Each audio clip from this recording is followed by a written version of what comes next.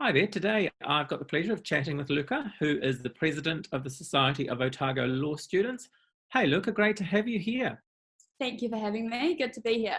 Yeah, look, thanks for your time.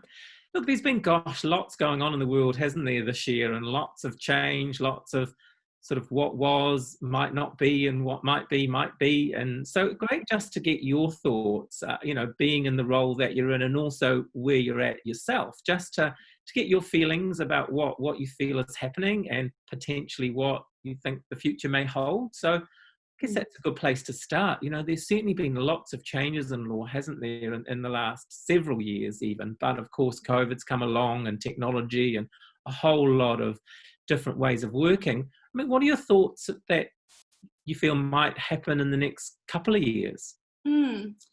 Yeah, well, from my perspective, since I started law school to where I am now, I've seen a lot more focus on kind of mental health and well-being. When I came into law school, although there was focus on it, there wasn't the extent to which it's focused on now. And I think it's important for the change to start in law school so that it can then lead on to the wider profession. And in terms of changes, just in ways, kind of how we cater our events, what sort of events we do offer, have definitely kind of been with a focus on mental health and well-being and ensuring that everyone feels safe and comfortable and supported. So that's been really awesome to kind of see that change during my time in law school and see more of a collegial environment where students do support each other. And I mean, especially this year, when I got back down to Dunedin, we were in level 1, essentially. So kind of it felt like normality had kind of resumed.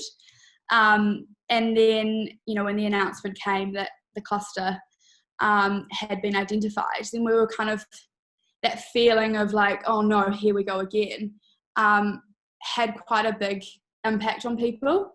It was kind of that reminder of everything isn't set and solid. Life is so subject to change at the moment.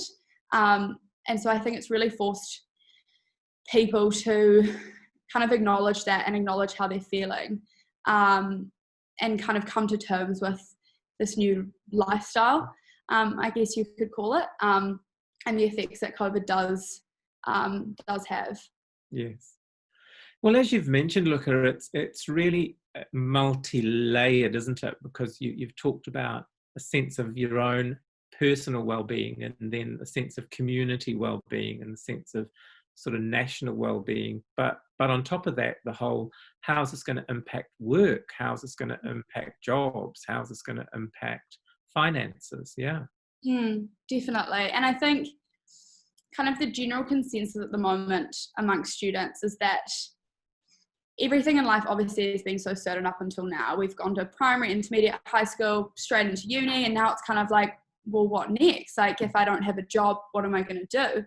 And it's actually been really inspiring to see people come up with these new ideas of ways that they can kind of upskill themselves or do things that they couldn't do before, whether that's, spending time learning a language or doing your master's, or kind of doing a degree that you're interested in, and kind of taking that time for yourself. So it's been really inspiring to see people kind of deal with this uncertainty in a positive way. So yeah, it's been really cool to be kind of a part of that and see that being kind of translated into students' kind of mentalities. Great. Look, you've touched on an area I was going to get you to speak a little bit more about, and so much as what challenges are you seeing? You've mentioned some of them, which has been around getting a job and also health. Is there any other themes that you're seeing come through? I think probably the biggest challenge, I mean, it's also a positive depending on where you look at it, but it's technology. So it's obviously amazing being able to have all of our lectures online, and be able to continue with learning despite COVID. But the negative side to that is that people lose out on forming those connections and those relationships and those support systems, especially for first year students doing law in the halls. Having that chunk of time taken out I think really impacts on their ability to form those relationships, and kind of the social side of university, because university is kind of an amalgamation of academic, obviously, but also kind of having those social interactions and forming those connections, to ensure that you are supported through this process, because obviously law is, you know, a hard degree and it's taxing on people's mentality. So I think one of the challenges is just to kind of ensure that students are being supported and they are being cared for, and they do have that ability to forge those relationships to take with them throughout their degree. Because for me, at least, like, my friends that I forged in first year are still with me today and are still supporting me and offer me guidance and help all the time. And without that, I would be completely lost. So I think that's definitely a challenge for students that they are facing today. Yeah. And that's a really great point. You talked about the concept of having collegiality and people who support you and who you can support, and how that can go all the way through your working life and your career. They're hugely important. Definitely. So if you were to give some advice to, say, somebody entering into law school or in their first or second year, and then equally, what advice or commentary would you give to some of the practitioners that have been around for a while around sort of changes and how to navigate it? What would it be for those perhaps two groups?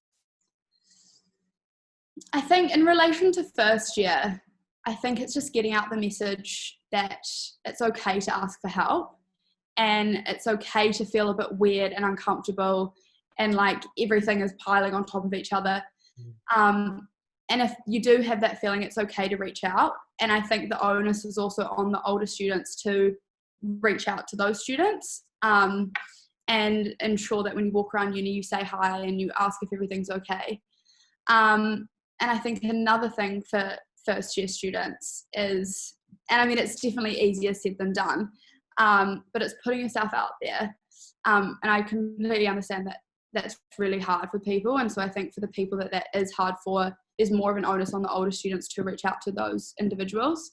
But for first years, it's knowing that there are mechanisms in place to help, and we're here to offer that. And for them to just kind of acknowledge that we understand that it's hard, and we understand that this is a hard process, especially in this time of kind of COVID, hard process to go through.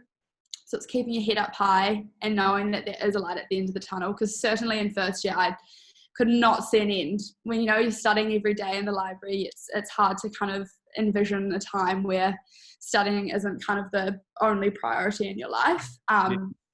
But to know that it does get easier and it does get better. And if you put in the mahi now, then it makes things easier down the track. Yes.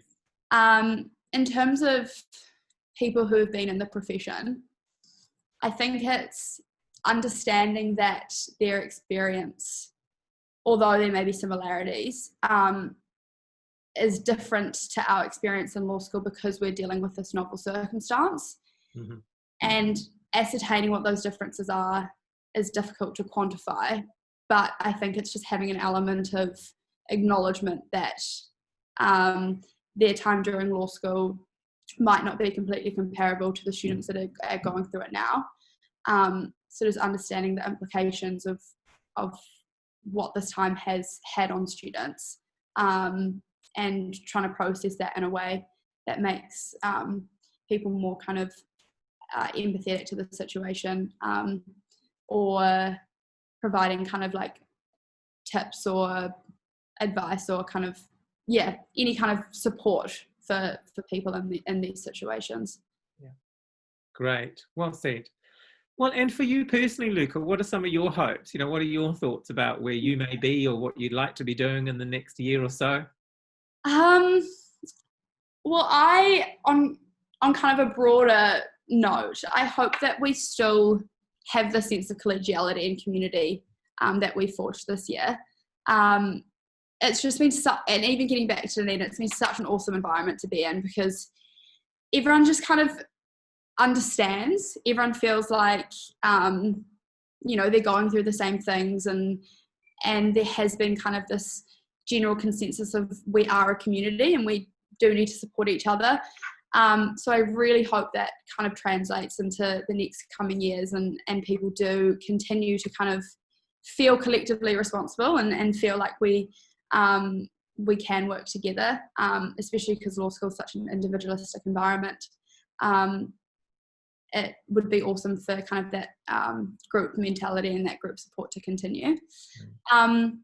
In terms of the future in the profession and the workplace, I'm really excited to see kind of what comes out of this. I think New Zealand is doing really well in terms of just kind of pushing on. And I think we do have that kind of mentality as New Zealanders that we just deal with it. Something comes up and we just work through it. And we try to make the best out of that situation. So it'll be really cool to see what kind of industries pop up.